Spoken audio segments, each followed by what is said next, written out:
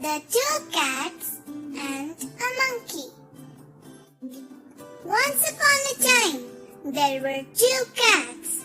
They were good friends. They got a piece of bread. While sharing, they made big and small peace.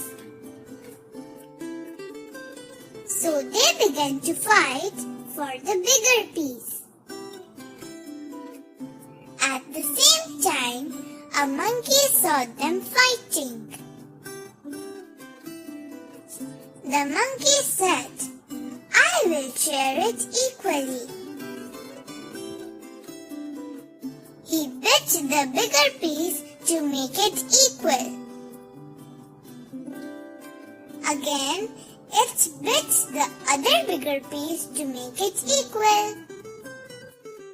Bit by bit, he ate the whole bread and went away happily.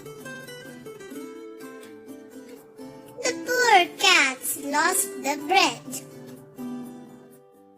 Moral: we must learn to share what we have. Thank you. Please like, share and subscribe.